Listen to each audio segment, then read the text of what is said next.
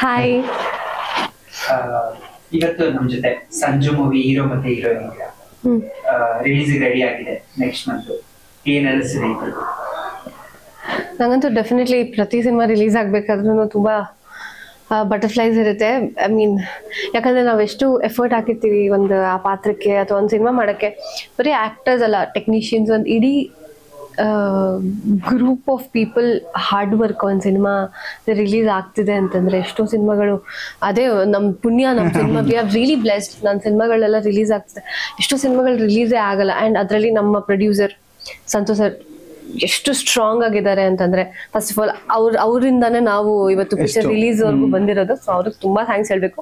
And release ಅಂದ ತಕ್ಷಣನೇ ಇವಾಗ ನಾವು ಶೂಟ್ ಮಾಡ್ಬೇಕಾದ್ರೆ ಒಂದು ಝೋನ್ ಇರುತ್ತೆ, ಅದಾಗಿದ ತಕ್ಷಣ ರಿಲೀಸ್ ಆಗಿದೆ. ರಿಲೀಸ್ ಅಂತಂದ್ರೆ ಅದು ನಾವು ಆಡಿಯನ್ಸ್ಗೆ ಪ್ರೆಸೆಂಟ್ ಮಾಡ್ತಿರೋದು. ಸೊ ಅವ್ರು ಹೇಗೆ ರಿಸೀವ್ ಮಾಡ್ತಾರೆ ಅನ್ನೋ ಒಂದು curiosity and all emotions mixed. Sanju ಮೂವಿಲಿ ಸಂಜು ಮತ್ತೆ ಸರ್ಸುನ ಕ್ಯೂಟ್ ಲವ್ ಸ್ಟೋರಿ ಬಗ್ಗೆ ಹೇಳ್ಬೇಕಾದ್ರೆ?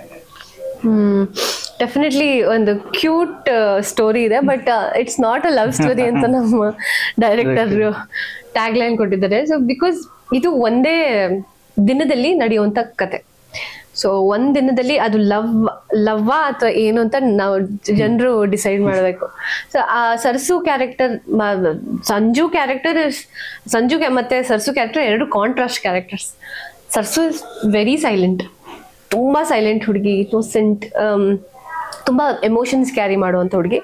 ಅದೇ ಪ್ಯಾರಲಲ್ ಆಗಿ ಹೀರೋ ಸಂಜು ಬಂದು ತುಂಬಾ bubbly, lovely, loving life, I'm living my life ಅನ್ನೋಂತ ಒಂದು ಪಾತ್ರ. ಸೊ ಎರಡೂ ಕಂಬೈನ್ ಆದಾಗ ಒಂದು ಸ್ಕ್ರೀನ್ ಮೇಲೆ ಬರುವಂತ ಒಂದು ಬ್ಯೂಟಿನೇ ಸರ್ಸು ಮತ್ತೆ ಸಂಜು ಕಾಂಬಿನೇಷನ್ ಅಂತ ಹೇಳ್ಬೋದು.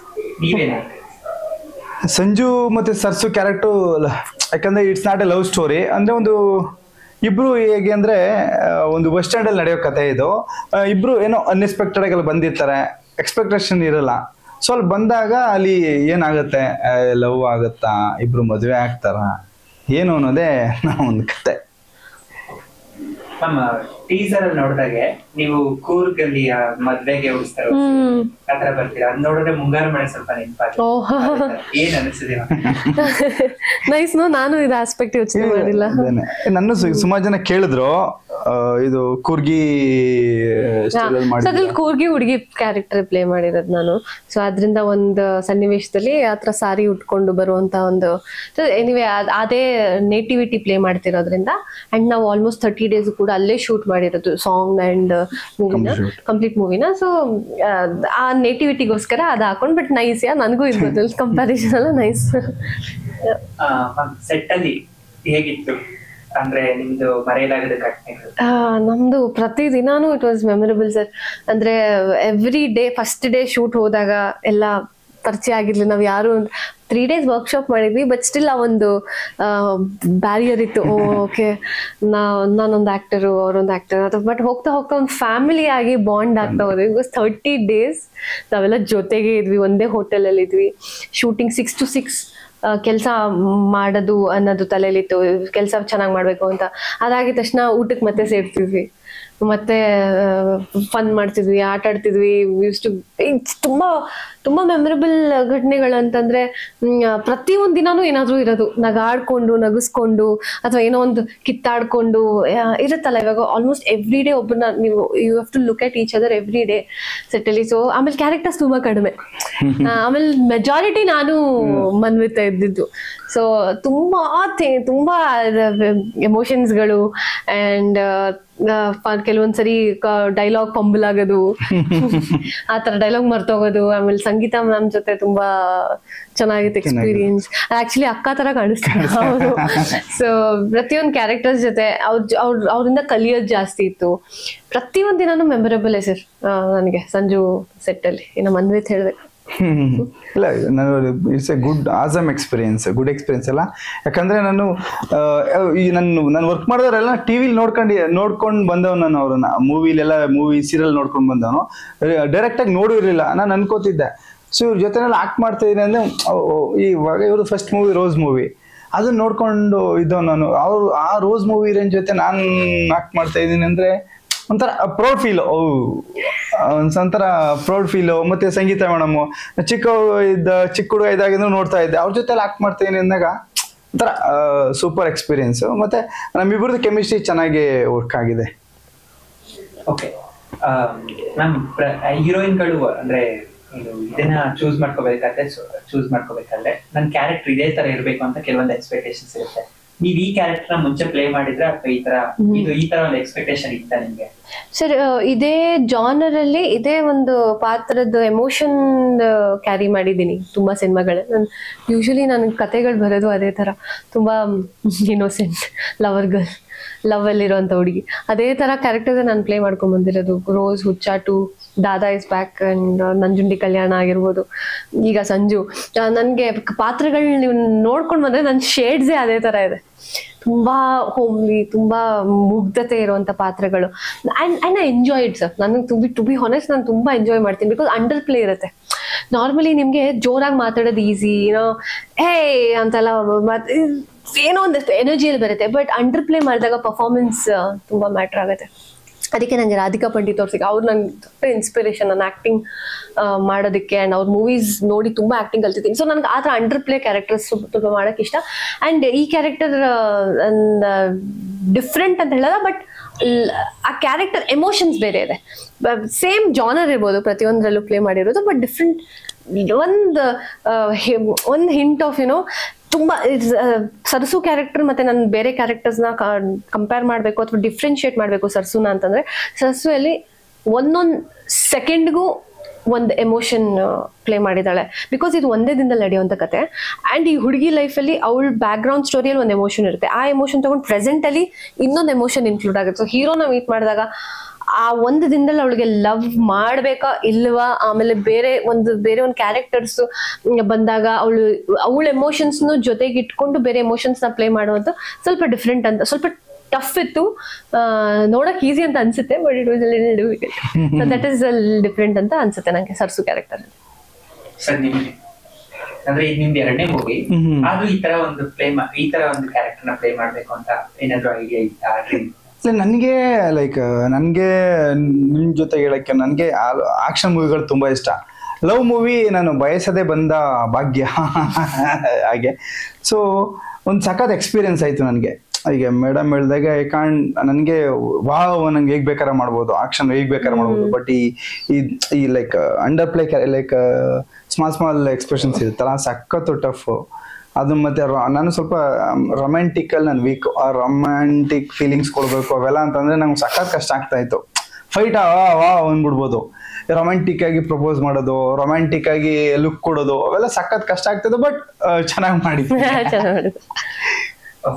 ನಿಮ್ಗೆ ಮಾಸ್ ಕ್ಯಾರೆಕ್ಟರ್ಗಳು ಇಷ್ಟ ಅಂತ ಹೇಳಿದ್ರಿ, ಫೈಟ್ಸ್ ಏನಾದ್ರು ಇದೆಯಾ? 2 ಫೈಟ್ ಇದೆ. ಎಷ್ಟು ಎಂಜಾಯ್ ಮಾಡಿದ್ರಿ ಸರ್ ಫೈಟ್? ತುಂಬಾ ಎಂಜಾಯ್ ಮಾಡಿದ್ದಾರೆ. ಫೈಟ್ ಸೀನ್ ತುಂಬಾ ಎಂಜಾಯ್ ಮಾಡಿದ್ದಾರೆ. ಬೇರೆ ಸೀನ್ಸ್ ಎಲ್ಲ ಅಷ್ಟೆಲ್ಲ, ಬೇರೆ ಸೀನ್ಸ್ ಎಲ್ಲ ಫುಲ್ ಟೆನ್ಷನ್ ಮಾಡ್ಬೇಕು. ಫೈಟ್ ಸೀನ್ ಮಾತ್ರ ತುಂಬಾ ಎಂಜಾಯ್ ಮಾಡಿದ್ದಾರೆ. ಓಕೆ, ಇಬ್ರು ಹೇಳಿದ್ರಿ ಅಂದ್ರೆ ಒಂದ್ ಸ್ವಲ್ಪ ಈ ಎಮೋಷನ್ ಎಲ್ಲ ಕ್ಯಾರಿ ಮಾಡ್ಬೇಕು ಅಂತ. ಅಂದ್ರೆ ಡೈರೆಕ್ಟರ್ ಸಹ ಹೇಳ್ತಾ ಇದ್ರು ತುಂಬಾ ಇಕ್ಕಟ್ಟಲ್ಲಿ ಸ್ವಲ್ಪ ಆಕ್ಟ್ ಮಾಡಿದ್ದಾರೆ ಕೆಲವೊಂದು ಸೀನ್ಗಳನ್ನ. ಎಷ್ಟು ಚಾಲೆಂಜ್ ಆಗಿತ್ತು ಇಬ್ಬರು ಆ ಸೀನ್ಗಳು? ಚಾಲೆಂಜಿಂಗ್ ಆಗಿತ್ತು ಸರ್. ನಂಗೆ ಕ್ಲೈಮ್ಯಾಕ್ಸ್ ಸ್ವಲ್ಪ ಚಾಲೆಂಜಿಂಗ್ ಅನ್ಸ್ತು. Because just too much drama. Because ಅದು ಡ್ರಾಮಾ ಇತ್ತು, ಕ್ಲೈಮ್ಯಾಕ್ಸ್ ಇಸ್ ಡ್ರಾಮಾ. ಯಾಕಂದ್ರೆ ನಾವು ಒಂದು ಕನ್ಕ್ಲೂಷನ್ ಕೊಡ್ತೀವಿ ಅಂಡ್ ಅದ್ರಲ್ಲಿ ಒಂದು ಮೆಸೇಜ್ ಇದೆ. ಪರ್ಫಾರ್ಮೆನ್ಸ್ ಮಾಡಬೇಕು, ತುಂಬಾ ಎಮೋಷನ್ಸ್ ಕ್ಯಾರಿ ಮಾಡಬೇಕು. And they was too much happening. ಆ ಸೀಕ್ವೆನ್ಸ್ ಅಲ್ಲಿ ತುಂಬಾ ಆಯ್ತು. ಬಿಕಾಸ್ ಒಂದ್ ಪ್ಲೇಸ್ ಇಂದ ಒಂದ್ ಪ್ಲೇಸ್ ರನ್ನಿಂಗ್ ಇತ್ತು. ಅಂಡ್ ಅಂದ್ರೆ ಇವ್ರಿಗಿಂತ ಜಾಸ್ತಿ ಚಾಲೆಂಜ್ ನನ್ಗಿತ್ತು. ಒಂದು ಇವ್ರ senior, sorry experienced, senior okay experienced. So ಇವ್ರ ಮುಂದೆ ಚಾಲೆಂಜ್ ಆಗಿ ಮಾಡ್ಬೇಕು. ಇನ್ನೊಂದೇನಂದ್ರೆ ಫುಲ್ ಸ್ಟೆಪ್ ಲೈಕ್ ಏನ್ ಹೇಳ್ತಾರೆ ಅದನ್ನ, ಒಳೆ ಹತ್ರ ಇತ್ತಲ್ಲ, ಹೊಳೆ ಹತ್ರ, ಹೌದು, ಅಲ್ಲಿಂದ ಒಂದು 200 ಮೀಟರ್ ಎತ್ಕೊಂಡ್ ಬರ್ಬೇಕು, ಎತ್ಕೊಂಡು ಓಡ್ಬೇಕು. ಅದು ಹೇಗೆ ನಾರ್ಮಲ್ ರೋಡ್ ಅಲ್ಲ, ಈಗಿದೆ ಅಪ್ ಇದೆ. ಈಗ ಎತ್ಕೊಂಡು ಹೋಗ್ಬೇಕು. ಅದು ಒಂದ್ಸಲ ಮ್ಯಾಕ್ಸ್ ಟು ಮ್ಯಾಕ್ಸ್ ಒಂದು 15 ಟೈಮ್ಸ್ ಎತ್ಕೊಂಡು ತುಂಬಾ ಆಸ್ಪೆಕ್ಟ್ಸ್ ಇರ್ತಲ್ಲ. ಎಲ್ಲೊಂದ್ ಕಡೆ ಪಾಸ್ ಆಗ್ಬಿಟ್ಟಿರ್ತಾರೆ, ಗಾಡಿ ಪಾಸ್ ಆಗ್ಬಿಟ್ಟಿರುತ್ತೆ ಅಥವಾ ಟೇಕ್ ಹೋಗಿ ಆಗಿರಲ್ಲ. It's very challenging. ಅಂದ್ರೆ ಬರೀ ಎತ್ಕೊಂಡು ಹೋಗೋದು ಅಷ್ಟೇ ಅಲ್ಲ, ಈಗ ಎತ್ಕೊಂಡು ಹೋಗ್ಬೇಕು, ಡೈಲಾಗ್ ಮಾಡ್ಬೇಕು, ರನ್ನಿಂಗ್ ಅಲ್ಲಿ ಡೈಲಾಗ್ ಬೇರೆ ಇದೆ. ತುಂಬಾ ಚಾಲೆಂಜಿಂಗ್, ಸಖತ್ ಚಾಲೆಂಜಿಂಗ್ ಅದು. ಓಕೆ, ಸಾಂಗ್ಸ್ ಎಷ್ಟು ಎಂಜಾಯ್ ಮಾಡಿದ್ದೀರಿ ಇದು? ಸಾಂಗ್ಸ್ ತುಂಬಾ ಮತ್ತೆ ಮತ್ತೆ ಸಾಂಗ್ ನ ತುಂಬಾ ಎಂಜಾಯ್ ಮಾಡಿದ್ವಿ because we had too much very nice. ಮತ್ತೆ ಮೇಡಮ್ ಜೊತೆ ನೈಸ್ ತುಂಬಾ nice. It was very beautiful. It's beautiful song. ಕೇಳಿದ ತಕ್ಷಣ ನಮ್ಗೆ ತುಂಬಾ ಇಷ್ಟ ಆಗಿತ್ತು. ಮದನ್ ಹರಿಣಿ ಮ್ಯಾಮ್ ಬಗ್ಗೆ ಹೇಳಲೇಬೇಕು ಮ್ಯಾಮ್. ಅಂಡ್ ಇಬ್ರು ಮೇಡಮ್ ಅಂಡ್ ಸರ್ ಸಕ್ಕದಾಗಿ ನಮ್ಮಿಬ್ರಿಗೆ ಆಲ್ಮೋಸ್ಟ್ ಒಂದ್ಸರಿ ಶೂಟ್ ಮಾಡಿದ್ವಿ. ಬಟ್ ದೆನ್ ಇನ್ನ ಸ್ವಲ್ಪ ಚೆನ್ನಾಗಿ ಮಾಡೋಣ ಅಂತ ಮತ್ತೆ ಎಕ್ಸ್ಟ್ರಾ ಡೇಸ್ ತಗೊಂಡು ಮತ್ತೆ ಶೂಟ್ ಮಾಡಿದ್ವಿ. Come out very well. ನನ್ನ ಸಾಂಗ್ ಶೂಟ್ ಯೂಶಲಿ ನನ್ನ ಫೇವ್ರೇಟ್ ಅದೇ song shoot. Because normally character ನೀವು ಮೇಕಪ್ ಹಾಕಕ್ಕಾಗಲ್ಲ. ನಂದು ಫುಲ್ ಡಿಗ್ಲಾಮ್ ರೋಲ್ ಇದ್ರಲ್ಲಿ, ಸೊ ಮೇಕಪ್ ಇಲ್ಲ ಏನಿಲ್ಲ. ಸಾಂಗ್ ಅಲ್ಲಿ ಅಟ್ಲೀಸ್ಟ್ ಸ್ವಲ್ಪ ಹೇರ್ ಸ್ಟೈಲ್ ಮಾಡ್ಕೋಬಹುದು, ಲಿಪ್ಸ್ಟಿಕ್ ಹಾಕೋಬಹುದು. ಸೊ ಅದ್ರಲ್ಲಿ ನಾನು ಎಂಜಾಯ್ ಮಾಡಿದೆ ತುಂಬಾ. ಹರಿಣಿ ಮೇಡಮ್ ಏನ್ ಹೇಳ್ತಾ ಇದ್ದು ಅಂದ್ರೆ, ನಾನು ಹೇಳಿದಲ್ಲ ನಿಮ್ಗೆ, ನಾನು ಸ್ವಲ್ಪ ರೊಮ್ಯಾಂಟಿಕ್ ಅಲ್ಲಿ ಸ್ವಲ್ಪ ನಾನು ವೀಕ್. ಸೊ ಇವ್ರ ಜೊತೆ ಮಾಡಕ್ಕೆ ಹಿಂಗ್ ಮುಟ್ಟಕ್ಕೆ ನಾನು ನರ್ವಸ್ ಆಗ್ತಾ, ಅದಕ್ಕೆ ಬೈತಾ ಇದ್ರು, ಏನೋ ಫೆದರ್ ಟಚ್ ಹುಡುಗಿ ಕೊಟ್ಟಿದ್ದೀರಿ, ನೀನೇನು ಎಷ್ಟು ಮಾಡಿ ಎದುರ್ಕೋತೀಯ ಅಂತ ನನಗೆ ರೇಗ್ಸೋದು ನನಗೆ. ಪಾಪ ಮೇಡಮ್ ಸಖತ್ comfortable, done well. Okay, director ಕೇಳ್ಪಟ್ಟೆ ನಾನು, ಅಂದ್ರೆ ಈ ಮೂವಿ ಯು ಬಾರಿ ಅಂತ ಬಂದಿದೆ ಅಂತ, ಅದ್ರಲ್ಲಿ ಸ್ವಲ್ಪ ಡ್ರಿಂಕ್ಸ್ ಜಾಸ್ತಿ ತೋರಿಸಿದ್ರೆ, ನೀವು ಮುಂಚೆ ಅಡಿಕ್ಟ್ ಆಗಿದ್ರ ಅಥವಾ ಈ ಮೂವಿಯಿಂದ? ನಾನು ರಿಯಲ್ ಲೈಫ್ ಅಲ್ಲಿ ಅಷ್ಟೇ ಡ್ರಿಂಕ್ಸ್ ಮಾಡಿರೋದು. ರಿಯಲ್ ಲೈಫ್ ಅಲ್ಲಿ I am not A drinker, I am not A smoker. ಸರಿನಾ? ಅದು ಎಷ್ಟು ಕಷ್ಟ ಆಗ್ತಾ ಇತ್ತು ಅಂದ್ರೆ ಗೊತ್ತಲ್ಲ, ಡ್ರಿಂಕ್ಸ್ ಅಂತಂದ್ರೆ ಲೈಕ್ ರಿಯಲ್ ಡ್ರಿಂಕ್ಸ್ ಅಲ್ಲ, ಅದೇನೋ ಮಿಕ್ಸ್ ಮಾಡ್ಕೊಂಡು ಅದನ್ನು ಕುಡಿಬೇಕು. ಅದು ಫುಲ್ಲು ಅಂದ್ರೆ ಏನೋ ಮಾಡಕ್ಕಲ್ಲ, ಫುಲ್ ಡ್ರಿಂಕ್ಸ್ ಆಕ್ಟ್ ಮಾಡ್ಬೇಕು. ಸರ್ ಮ್ಯಾಮ್ ಎಷ್ಟು ನಿಮ್ಗೆ ಅಂದ್ರೆ ಹೇಳ್ಕೊಟ್ಟಿದ್ದಾರೆ, ಸೆಟ್ ಅಲ್ಲಿ ಹೇಳ್ಕೊಟ್ಟಿದ್ದಾರೆ? ಅಲ್ಲ, ಫುಲ್ ಮೇಡಮ್ ನಂಗೆ ಟೀಚರು. ಅಯ್ಯೋ ಯಾರೇ ನಂಗೆ ಟೀಚರು. ಯಾಕಂದ್ರೆ ನಮ್ಗೆ ಡೈರೆಕ್ಟರ್ ಅಂತ ಹೇಳಿದ್ರು, ಈಗ ನಾವು ಕೋಆರ್ಡಿನೇಷನ್ ಮಾಡ್ಕೋಬೇಕು. ಯಾಕಂದ್ರೆ ಅವ್ರು ಚೆನ್ನಾಗಿ ಮಾಡ್ಬಿಟ್ರೆ ಮತ್ತೆ ನಾನ್ ಮಾಡ್ಲಿಲ್ಲ ಅಂದ್ರೆ ಡೈರೆಕ್ಟರ್ ಮತ್ತೆ ನಮ್ಗೆ ಒಂದ್ ಮೂರ್ ಆಗದ. ಏನ್ ಮಾಡ್ತಿದ್ವಿ, ಒಂದ್ ಸೀನ್ ಹೇಳಿ ಹೋಗೋರು, ಅವ್ರು ಹೇಳೋದು ಒಂದ್ ಮಟ್ಟಕ್ಕೆ ಓಕೆ ಸರಿ ರೀಚ್ ಆಗೋದು. ಬಟ್ ದೆನ್ ನಮ್ಮಿಬ್ರು ಕಾಂಬಿನೇಷನ್ ಅಂದಾಗ ನಮ್ಮಿಬ್ರು ರ್ಯಾಪು ಟೈಮಿಂಗ್ ಮ್ಯಾಚ್ ಆಗ್ಬೇಕು. ಸೊ ಒಂದ್ ಮಾನಿಟರ್ ಮಾಡ್ಕೊತಿದ್ವಿ ನಾವ್ ಅವಾಗ. ಓಕೆ ಮನ್ವಿತ್ ಹಿಂಗ್ ಮಾಡಿದ್ರೆ ಚೆನ್ನಾಗಿರುತ್ತೆ, ನಾವಿಬ್ರು ಹಿಂಗ್ ಮಾಡಿದ್ರೆ ಚೆನ್ನಾಗಿರುತ್ತೆ, ಅಥವಾ ಇನ್ನೊಂದು ಎಕ್ಸ್ಪ್ರೆಷನ್, ಈ ತರ ಡಿಸ್ಕಷನ್, ಹೆಲ್ತಿ ಡಿಸ್ಕಷನ್ ಆಗಿ ಅದು ಔಟ್ಪುಟ್ ಬಂದಿದೆ. ಬಟ್ ಮೇಡಮ್ ಇಂದ ತುಂಬಾ ಕಲ್ತಿದ್ದೀನಿ, ಸಖತ್. ಅದಕ್ಕಂತೂ really thank you so much. Director ಬಗ್ಗೆ ಹೇಳೋದಂದ್ರೆ ಹೇಗಿದ್ರು ಸೆಟ್ ಅಲ್ಲೆಲ್ಲ? ಒಂದು ಸ್ಟ್ರಿಕ್ಟ್ ಟೀಚರ್. ಫೇವ್ರೆಟ್ ಸ್ಟೂಡೆಂಟ್ಸ್, ಅದ್ರಲ್ಲಿ ಒಂದು ಫೇವ್ರೆಟ್ ಸ್ಟೂಡೆಂಟ್, ಅದೊಂದು ಬ್ಯಾಕ್ ಬೆಂಚರ್, ಒಂದು ಸ್ಟ್ರಿಕ್ಟ್ ಟೀಚರ್. ಇದೇ ಕಾಂಬಿನೇಷನ್ ಮೂರ್ ಜನದು. ಸೊ ಒಂದು ಸ್ಟ್ರಿಕ್ಟ್ ಟೀಚರ್ ನಮ್ ಸ್ಕೂಲಲ್ಲಿ ಇವಾಗ ಗ್ರಾಜುಯೇಟ್ ಆಗಿದ ತಕ್ಷಣ ನಾವೆಲ್ಲ ಬೈಕೊಳ್ಳೋದು ಅಥವಾ ನೆನ್ಪಿಸ್ಕೊಳ್ಳೋದು, ಇವಾಗ ಇದು ಕಲ್ತೆ ಅಂದ್ರೆ ಆ ಟೀಚರೇ ಕಾರಣ ಅಂತ ಅನ್ನೋದು. ಅಥವಾ ಒಂದು ಸ್ಟ್ರಿಕ್ಟ್ ಟೀಚರ್ ಆಗಿದ್ರು ಅವರು ನಮ್ಮೆಲ್ಲರಿಗೂ. ತುಂಬಾ ಕಲ್ತಿದೀವಿ ಅವ್ರ ಹತ್ರ. ತುಂಬಾ ಡಿಸಿಪ್ಲಿನ್ಡ್. ಈ ಟೈಮ್ ಅಂದ್ರೆ ಈ ಟೈಮ್, ಈ ಶೂಟ್ ಸ್ಟಾರ್ಟ್ ಆಗ್ಬೇಕು, ಆಮೇಲೆ ಪ್ಯಾಕಪ್ ಇಷ್ಟ ಆಗ್ಬೇಕಂದ್ರೆ ಅಷ್ಟೇ time, nothing more than that. ಅಂದ್ರೆ ಕೆಲ್ಸ ಆಗ್ಬೇಕು, ಅದ್ರ ಮೇಲೆ he doesn't ask you anything. ಅದ್ರಲ್ಲಿ ತುಂಬಾ friendly and all that. But ನನ್ ಕೆಲಸ ಆಗ್ಬೇಕು ಅಂದ್ರೆ ಆ ಕೆಲಸ ಆಗ್ಲೇಬೇಕು. ಅಂಡ್ ಇದೇ ತರ ಪರ್ಫಾರ್ಮೆನ್ಸ್ ಬೇಕು. ಅಂಡ್ ಇನ್ನೊಂದು ಯತಿರಾಜ್ ಸರ್ ಬಗ್ಗೆ ನಾನು ಹೇಳಕ್ ಇಷ್ಟಪಡ್ತೀನಿ ಏನು ಅಂತಂದ್ರೆ, ಹಿ ನೋಸ್ ಆಕ್ಟರ್ ಇಂದ ಹೆಂಗ್ ತಗೋಬೇಕು ಅವ್ರ ಕ್ಯಾರೆಕ್ಟರ್ನ ಅಂತ. ಸೊ ವೆರಿ ಪರ್ಟಿಕ್ಯುಲರ್ ಅಬೌಟ್ ಅದು. ನಂಗೆ ಸಖತ್ ಇಷ್ಟ ಆಯ್ತು ಸರ್ ಬಗ್ಗೆ. ಶೂಟಿಂಗ್ ಲೊಕೇಶನ್ಸ್ ಬಗ್ಗೆ ಹೇಳ್ತಾರೆ, ತುಂಬಾ ನಿಮ್ಗೆ ಕಾಡುವಂತ ಲೊಕೇಶನ್ ಯಾವ್ದು? ಸೊ ಐ ಥಿಂಕ್ ಮೂರ್ನಾಡು ಅಲ್ಲಿ ಒಂದೇ ಲೊಕೇಶನ್ ಅಲ್ಲಿ ನಾವು ಶೂಟ್ ಮಾಡಿದ್ದು ಆಲ್ಮೋಸ್ಟ್ ಎಲ್ಲಾನು. Beautiful scenery, beautiful weather, place. Definitely ಜನರಿಗೂ ನೀವು ಸಿನಿಮಾ ನೋಡಿದಾಗ್ಲೂ it is totally green. Early morning ಹೋಗ್ತಾ ಇದ್ದು, 6 o'clock ಹೋಗ್ತಾ ಇದ್ದು, ಫಾಗ್ ಎಲ್ಲ ಹೇಗಿರ್ತಾ ಇತ್ತು. ಹೌದು, ಇಟ್ ಇಸ್ ನೈಸ್. ಪಿಕ್ಚರೈಸೇಷನ್ ಗೆ ಸಖತ್ತಾಗಿತ್ತು. ಓಕೆ, ಸೆಪ್ಟೆಂಬರ್ ಮೂವಿ ರಿಲೀಸ್ ಆಗ್ತಿದೆ, ಪ್ರೇಕ್ಷಕರಿಗೆ ಏನ್ ಹೇಳ್ತೀರಾ? ಸೊ ಪ್ರೇಕ್ಷಕರಿಗೆ ನಾನು ಹೇಳೋದೇನಂತಂದ್ರೆ, ಆಲ್ರೆಡಿ ಕನ್ನಡ ಸಿನಿಮಾಗೆ ತುಂಬಾ ಪ್ರೀತಿ ಕೊಡ್ತಿದ್ದಾರೆ. And I am so happy about it. And ಒಳ್ಳೆ ಸಿನಿಮಾ ಬಂದ್ರೆ ಡೆಫಿನೆಟ್ಲಿ ನಮ್ ಜನ ನೋಡ್ತಾರೆ. ಅಂಡ್ ಅದ್ರ ಬಗ್ಗೆ ನನ್ಗೆ 100% ನಂಬಿಕೆ ಇದೆ. ಅಂಡ್ ನಮ್ ಕನ್ನಡ ಇಂಡಸ್ಟ್ರಿನೂ ಯಾವ ಇಂಡಸ್ಟ್ರಿಗೂ ಕಡಿಮೆ ಇಲ್ಲ. ತುಂಬಾ ಟ್ಯಾಲೆಂಟ್ ಇದೆ, ತುಂಬಾ ಅಪ್ಕಮಿಂಗ್ ಹೀರೋಯಿನ್ಗಳು ಬರ್ತಾ ಇದ್ದಾರೆ. ತುಂಬಾ ಜನ ಸಪೋರ್ಟ್ ಮಾಡ್ತಾ ಇದಾರೆ. ಅಂಡ್ ಆಕ್ಚುಲಿ ಸಪೋರ್ಟ್ ಮಾಡ್ತಿದ್ದಾರೆ. ನಾವೇನ್ ಕೇಳ್ಕೊಳ್ಳೋದು ಅಂದ್ರೆ, ಜನರೇಷನ್ ಇವಾಗ ನಾವ್ ಹೇಗೆ ಆಗ್ಬೇಕು ತಾನೆ. ಈಗ ಹೊಸ ಹೀರೋಗಳು ಬರ್ಬೇಕು, ಹೊಸ ಹೀರೋಯಿನ್ಗಳು ಬರ್ಬೇಕು, ಕನ್ನಡ ಇಂಡಸ್ಟ್ರಿ ಬೆಳಿಬೇಕು. ಈಗ ಸೀನಿಯರ್ಸ್ ಅನ್ನ ಜೂನಿಯರ್ ಇಲ್ಲಿ ಹೋಗೋಣ. ಸೊ ನಮಗೂ ಸಪೋರ್ಟ್ ಮಾಡಿದೆ, ನಮ್ಮ ಮೂವಿಗೆ ಗೆದ್ರೆ ನಾವು ಒಂದು ಏನೋ ಆಗ್ತೀವಿ. ನಮ್ September 27 ರಿಲೀಸ್ ಆಗ್ತಾ ಇದೆ. ನಮ್ ಸಂಜು ಮೂವಿ ಏನಂದ್ರೆ ಕಂಪ್ಲೀಟ್ ಫ್ಯಾಮಿಲಿ ಕೂತ್ಕೊಂಡು ನೋಡೋಂತ ಮೂವಿ. ಎಲ್ಲೂ ಒಂದು ಡಬಲ್ ಮೀನಿಂಗ್ ಇಲ್ಲ, ಒಂದು ವಲ್ಗಾರಿಟಿ ಅನ್ನೋದಿಲ್ಲ. Decent movie. ಒಂದು ಚಿಕ್ಕ ಮಗುವಿಂದ ಹಿಡಿದು ಏಜ್ ಆಗಿರೋ ತಂದೆ ತಾಯಿ ಕೂಡ ಒಂದು ಫ್ಯಾಮಿಲಿ ಕೂತ್ಕೊಂಡು ನೋಡೋಂತ ಮೂವಿ. ನಾನು ಕೇಳ್ಕೊಳ್ಳೋದಿಷ್ಟೇ, ದಯವಿಟ್ಟು ನಮ್ಮ ಸಂಜು ಮೂವಿ ಥಿಯೇಟ್ರಿಗೆ ಬಂದು ನೋಡಿ, ನಮಗೆ ಸಪೋರ್ಟ್ ಮಾಡಿ. ನೀವು ಸಪೋರ್ಟ್ ಮಾಡಿದ್ರೆ ನಾವೆಲ್ಲರೂ ಒಂದು ಪ್ಲಾಟ್ಫಾರ್ಮ್ ಆಗುತ್ತೆ, ಒಂದು ಬ್ರೇಕ್ ಸಿಗುತ್ತೆ. 2 hours ಎಂಟರ್ಟೈನ್ಮೆಂಟ್ಗಂತೂ ಏನು ಮೋಸ ಇಲ್ಲ. ಪೈಸಾ ವಸೂಲ್ ಒಂದು normal realistic, nothing extraordinary, very simple, ಒಂದು ನಾರ್ಮಲ್ ಒಂದು ಲೈನ್ ಸ್ಟೋರಿನ ತುಂಬಾ ಒಂದು ಡೇ ಅಲ್ಲಿ ನಡೆಯುವಂತ ಒಂದು ಕಥೆನ 2 hours ಅಲ್ಲಿ ಹೇಳಕ್ಕೆ ನಮ್ಮ ಪ್ರಯತ್ನ. ಅಂಡ್ ನಮ್ಮ ಹಾರ್ಡ್ ವರ್ಕ್ ಪ್ರತಿಯೊಂದನ್ನು ಇವಾಗ ನಿಮ್ಗೆ ಅರ್ಪಿಸ್ತಿದೀವಿ. ಸೆಪ್ಟೆಂಬರ್ 27ನೇ ತಾರೀಕು ನಮ್ಮ ಚಿತ್ರ ಬಿಡುಗಡೆ ಆಗ್ತಿದೆ. ಪ್ಲೀಸ್ ಎಲ್ಲರೂ ಬಂದು ನಮ್ಮ ಸಿನಿಮಾ ನೋಡಿ ಅಂತ ಕೇಳ್ಬೋದು. ಮತ್ತೆ ಮೂವಿಲಿ ಅಪ್ಪು ಸರ್ ಬಗ್ಗೆ ಒಂದೆರಡು ಇದಿದೆ. ಐ ಥಿಂಕ್ ಮನ್ವಿತ್ ಅವ್ರದ್ದು ಜಾಸ್ತಿ ಕಾಂಬಿನೇಷನ್ ಅದ್ರ ಬಗ್ಗೆ.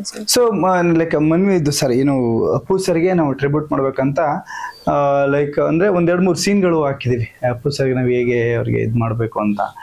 ಅಪ್ಪು ಸರ್ ಬಗ್ಗೆ ಮಾತಾಡೋಷ್ಟು ದೊಡ್ಡ ವ್ಯಕ್ತಿ ನಾನಲ್ಲ. ಅಂದ್ರೆ ನಮ್ಗೆ ಇಂಡಸ್ಟ್ರಿ ಬಿಗ್ ಲಾಸ್ ಅವರು. ಸೊ ಅವ್ರು ಇದ್ದಿದ್ರೆ ಇನ್ನೂ ನಮ್ಮ ಕನ್ನಡ ಇಂಡಸ್ಟ್ರಿ ಎಲ್ಲೋ ಹೋಗ್ತಾ ಇತ್ತು. ಅವ್ರು ಏನ್ ಹೇಳ್ಕೊಟ್ರು ಅಂದ್ರೆ ಒಂದೇ, ಅವ್ರಿಂದ ನಾನು ಕಲ್ತಿದ್ದೇನಂದ್ರೆ ಎಲ್ಲರೂ ಪ್ರೀತಿಯಿಂದ ನೋಡಿ, ಯಾರನ್ನೂ ದ್ವೇಷ ಮಾಡಬೇಡಿ. ಸೊ ಅದು ನಾವು ನಮ್ಮ ಸಂಜು ಮೂವಿನ ಅಪ್ಪು ಸರ್ಗೆ ಅರ್ಪಿಸೋದು. ಸೊ 1-2-3 ಸೀನು ಹಾಕಿದೀವಿ ಅವ್ರದ್ದು ಒಂದು ರಿಲೇಟೆಡ್ ಎಂಥದ್ದು. ಏನೋ ಮಾತಾಡೋದಿದೆಯಾ ಮೇಡಮ್? ಬೇರೆ ಏನಾದ್ರು? ಅಷ್ಟೇ ಅಲ್ಲ, ಡೈರೆಕ್ಟರ್ದಲ್ಲ ಈಗ.